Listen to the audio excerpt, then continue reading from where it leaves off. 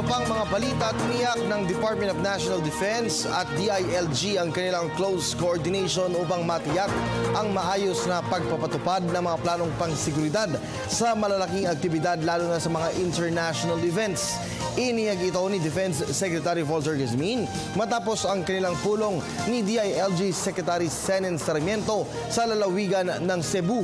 Sa nasabing pulong, tinukoy ng dalawang opisyal ang matagumpay na pagdaraos ng APEC Leaders Meeting sa bansa nitong nakalipas na buwan, maging ang papal visit noong nakalipas na buwan ng Enero.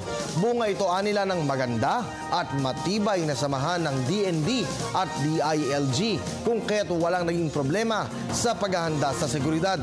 Tiniyak din ni Gesmin ang mga hakbanging pangseguridad kaugnay sa nakatakdang Eucharistic events na gaganapin sa Cebu City sa 2016.